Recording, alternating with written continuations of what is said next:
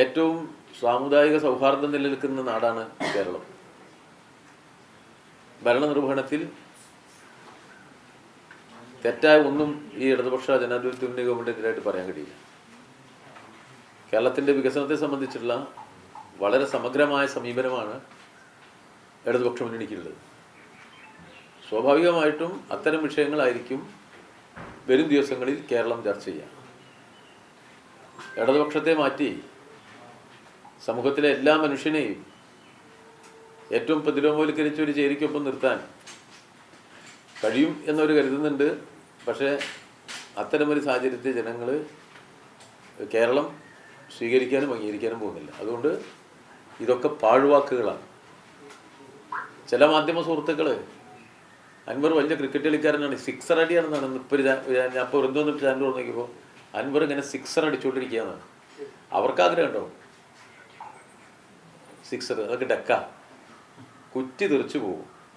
അല്ലാതെ ഒരു സിക്സറും UDF അടിക്കാൻ പറ്റില്ല, ഇപ്പോൾ അവർ രംഗത്തിറക്കിയവർക്കും അടിക്കാൻ പറ്റില്ല എന്നുള്ളത് ഉറപ്പാണ്. പിന്നെ അവിടെ ഒരു ബൈ ഇലക്ഷൻ വരികയാണല്ലോ. ബൈ ഇലക്ഷനിൽ പിന്നെ വലിയ പ്രതീക്ഷയാണ് അവർക്കുള്ളത്. LDFന്റെ സാധ്യത എങ്ങനെയാണ്?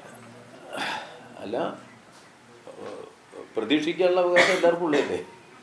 പ്രതീക്ഷ എന്നത് ഒരാളുടെ അവകാശമല്ല, ആർക്കും പ്രതീക്ഷിക്കാവുന്നേ ഉള്ളൂ. നിലമ്പൂരിൽ തിരഞ്ഞെടുപ്പ് ബൈ ഇലക്ഷൻ ഉണ്ടാവുമല്ലോ.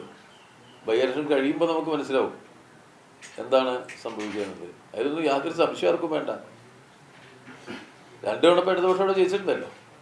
UDF ജയിച്ചോ? ജയിച്ചില്ലേ? അല്ല, ജയിച്ചില്ലേ? അത് നോക്കൂ, അത് നിങ്ങൾ ഞാൻ പറഞ്ഞ അതായത് ആര്യാടൻ മുഹമ്മദിന്റെ കോട്ട എന്നറിയപ്പെടുന്ന നിലമ്പൂര് പിടിച്ചെടുത്തത് കോൺഗ്രസ്സുകാരനായ PV അൻവർ വന്നതിന് ശേഷമാണ് ആണല്ലോ. ആ PV അൻവർ പോകുമ്പോ ആ മണ്ഡലം നഷ്ടപ്പെടുമോ? ആര്യാടനെ അൻവർ സ്ഥാനാർത്ഥിയാവുന്നതിന് മുമ്പും നിലമ്പൂർ തോൽപ്പിച്ചിട്ടുണ്ട്. ആര്യാടൻ അവിടെ നേരത്തെ തോറ്റിട്ടുണ്ട്. ആര്യാടൻ അന്ന് അൻവർ ആയിരുന്നില്ല ആ സ്ഥാനാർത്ഥിയോട്. അൻവർ വന്നാൽ മാത്രമേ ആര്യാടൻ അല്ലെങ്കിൽ അങ്ങനെ തോൽവിയുള്ളൂ കോൺഗ്രസ് എന്ന് കൂട്ടണ്ട. അത് രാഷ്ട്രീയമാണ്. രാഷ്ട്രീയത്തിൽ അത് ഈ കണക്കല്ല രാഷ്ട്രീയം. അത് ആദ്യം മനസ്സിലായിക്കൂടാ. അതുകൊണ്ട് അൻവറിൻ്റെ ഒരു മികവുകൊണ്ട് മാത്രം ഇടതുപക്ഷം ജയിച്ചു എന്ന് കരുതണ്ട. രാഷ്ട്രീയ കാലാവസ്ഥകളെ ശരിയായിട്ട് നമ്മൾ ജനങ്ങളെ അറിയിക്കുകയും പഠിപ്പിക്കുകയും ചെയ്യുമ്പോൾ ആത്യന്തിക വിധികർത്താക്കൾ ജനങ്ങളാണ്. ഒരാൾ അങ്ങോട്ട് പോകുന്നതും ഒരാൾ ഇങ്ങോട്ട് പോകുന്നതും അല്ല തെരഞ്ഞെടുപ്പിനെ നിശ്ചയിക്കുന്ന ഘടകം. തെരഞ്ഞെടുപ്പിനെ നിശ്ചയിക്കുന്ന രാഷ്ട്രീയ ഘടകങ്ങളാണ്. ഇപ്പോൾ ഇടതുപക്ഷ ജനാധിപത്യ മുന്നണി ജയിച്ച ആ നിയോജകമണ്ഡലത്തിൽ അൻവർ പുറത്തുപോയി കേരളത്തിലെ വലതുപക്ഷം രൂപീകരിക്കാൻ ശ്രമിക്കുന്ന ഒരു രാഷ്ട്രീയമുണ്ട്. അവർ എളുപ്പവഴി അന്വേഷിക്കുകയാണ്. LDFനെ ദുർബലപ്പെടുത്താനുള്ള എളുപ്പവഴികളുടെ കൂട്ടത്തിലൊരു ഉപതെരഞ്ഞെടുപ്പ് കൂടി ആക്കിക്കളയാം എന്നാണ് അവരാലോചിക്കുന്നത്. അതൊരു എളുപ്പവഴിയൊന്നുമല്ല, ഒരു സംശയവും വേണ്ട. നിസ്സംശയം അവിടെ UDF പരാജയപ്പെടും എന്ന കാര്യത്തിൽ യാതൊരു തർക്കവും വേണ്ട. ജനങ്ങളെ വർഗീയവൽക്കരിക്കുക എന്ന UDFന്റെ ലക്ഷ്യവും അതുവഴി പരാജയപ്പെടും. ഇത് കേരള സംസ്ഥാനമാണ്, ഒരു സംശയവും അക്കാര്യത്തിന് ഉണ്ടാവേണ്ട കാര്യമില്ല. നിലമ്പൂരിൽ UDFനെ ഇടതുപക്ഷത്തിന് നല്ല നിലയിൽ തന്നെ തോൽപ്പിക്കാൻ കഴിയും. ആര്യാടൻ ഷൗക്കത്ത് അവിടെ LDFന്റെ സ്ഥാനാർത്ഥി, പാലക്കാട് ഉണ്ടായ പോലെ ആര്യാടൻ ഷൗക്കത്ത് അവസാനം LDFന്റെ സ്ഥാനാർത്ഥി വരാൻ സാധ്യതകളുണ്ടോ? LDFന്റെ സ്ഥാനാർത്ഥിയെ കുറിച്ച് ഇപ്പം ആലോചിക്കേണ്ട സമയത്തില്ലല്ലോ. LDFന് കരുത്തനായ സ്ഥാനാർത്ഥിയോട് മത്സരിക്കും, ആ സ്ഥാനാർത്ഥി ജയിക്കുകയും ചെയ്യും. പാർട്ടിക്ക് ആര്യാടൻ കുടുംബവുമായി അടുക്കാൻ കഴിയും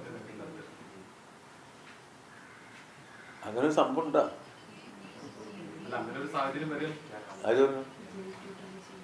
നിങ്ങളൊന്നും മനസ്സിലാക്കി. നിങ്ങൾ നല്ല അതിബുദ്ധിമാന്മാരായിട്ട് നിങ്ങൾക്ക് ഈ ഊഹിക്കാനുള്ള കഴിവ് നല്ല നല്ല കാര്യമാണ്. അങ്ങനെ ഊഹത്തിലേക്ക് നമ്മൾ എത്തിക്കുന്നത് പാലക്കാട് നമ്മുടെ മുന്നിൽ വലിയൊരു എക്സാമ്പിൾ ഉണ്ടല്ലോ.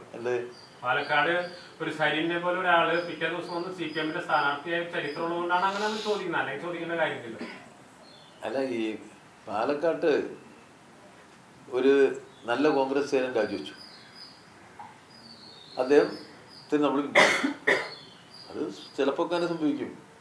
അദ്ദേഹത്തിന് കോൺഗ്രസിൻ്റെ നയവൈകല്യങ്ങളിലുള്ള അഭിപ്രായ വ്യത്യാസത്തിൻ്റെ ഭാഗമായിട്ട് രാജിവെച്ചു വന്നു. ഞങ്ങൾ നോക്കിയപ്പോൾ കുഴപ്പമില്ലാത്ത ചെറുപ്പക്കാരനാണ്, ബുദ്ധി വിവേകമൊക്കെ ഉണ്ട്. അപ്പോൾ സ്ഥാനാർത്ഥിയാക്കി. അതൊക്കെ സാധാരണ രാഷ്ട്രീയത്തിലുള്ള കാര്യം. അത് ഷൗക്കത്തിന് കോൺഗ്രസ് ഇല്ല, അത് ഷൗക്കത്തെ തീരുമാനിക്കേണ്ട കാര്യമാണ്. ഇത് നമ്മളതിലെയോ നിങ്ങൾ നല്ല വിവേകശാലികളായതുകൊണ്ട് നിങ്ങൾ എപ്പോഴും ചിന്തിക്കുക ഒന്നിൻ്റെ ആവർത്തനമാണ് മറ്റൊന്നാണ്. അങ്ങനെ ലോകത്തെന്തെങ്കിലും സംഭവമുണ്ട്. ഈ നിമിഷത്തിൻ്റെ ആവർത്തനമല്ല അടുത്ത നിമിഷം. ആവർത്തനങ്ങൾ അപൂർവമായിട്ടേ സംഭവിക്കുള്ളൂ. അതുകൊണ്ട് അതൊക്കെ രാഷ്ട്രീയമാണ് ഒന്നാമത്തെ കാര്യം. ഏത് വ്യക്തി മത്സരിക്കുന്നു, ഏതാൾ മത്സരിപ്പിക്കുന്നു എന്നുള്ളതല്ല. ഇടതുപക്ഷ ജനാധിപത്യ മുന്നണിയുടെ സ്ഥാനാർത്ഥി, ഇടതുപക്ഷ ജനാധിപത്യ മുന്നണി നമ്മുടെ സമൂഹത്തിൻ്റെ മുന്നിൽ വയ്ക്കുന്ന ശരിയായ രാഷ്ട്രീയ നിലപാടുകളുടെ അടിസ്ഥാനത്തിൽ മത്സരിക്കുകയാണ് ചെയ്യുക. സ്വാഭാവികമായിട്ടും അതൊരു രാഷ്ട്രീയ സമരമായിരിക്കും. ഇന്നത്തെ സാഹചര്യത്തിൽ വിശേഷിച്ചു വളരെ അപകടകരമായ ഒരു രാഷ്ട്രീയം UDF കൈകാര്യം ചെയ്യാൻ. എല്ലാ മനുഷ്യനെയും വർഗീയവാദിയാക്കുക എന്നുള്ളതാണ് UDFിൻ്റെ ലക്ഷ്യം. ആത്മഹത്യാപരമായ രാഷ്ട്രീയമാണ്. ഇന്ത്യയിൽ ഉത്തരേന്ത്യ നിങ്ങൾ കാണുന്നുണ്ട്, ഏതെല്ലാം തരത്തിലുള്ള വർഗീയമായ കാര്യങ്ങളാണ് അവിടെ നടക്കുന്നത്. ന്യൂനപക്ഷങ്ങൾക്കെതിരായി ഇത്ര വലിയ കടന്നാക്രമണങ്ങളാണ് നടക്കുന്നത്. കേരളത്തിൽ അങ്ങനെ എന്തെങ്കിലും ഉണ്ടോ? ഇന്ത്യയിൽ ന്യൂനപക്ഷത്തിന് ഏറ്റവും കൂടുതൽ സുരക്ഷ കിട്ടുന്ന സംസ്ഥാനം കേരളമല്ലേ? അത് കേരളത്തിൻ്റെ പ്രത്യേകതയാണ്. എല്ലാ വിഭാഗം ജനങ്ങൾക്കും ഇവിടെ സംരക്ഷണമുണ്ട്. ആ കേരളീയ സവിശേഷതയാണ് നമ്മൾ നിലനിർത്തുന്നത്. അത് തകർക്കാണ് UDF, അതിനെ തകർക്കാനാണ് UDF ശ്രമിക്കുന്നത്. ഒരു ചെറിയ രാഷ്ട്രീയ ലാഭത്തിന് വേണ്ടി ഏറ്റവും മോശപ്പെട്ട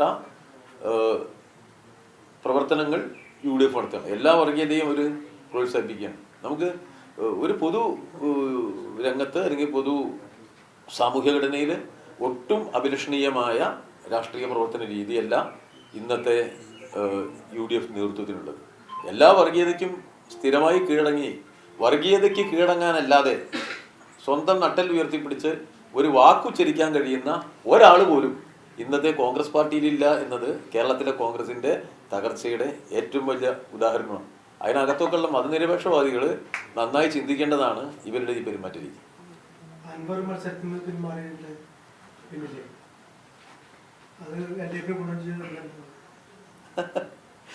അൻവറിന് ഞാൻ പോകാൻ പറ്റുമോ സ്ഥാനാർത്ഥിയിട്ട്? മുൻകൂട്ടി മനസ്സിലാക്കണം അദ്ദേഹം. അതുകൊണ്ട് അദ്ദേഹം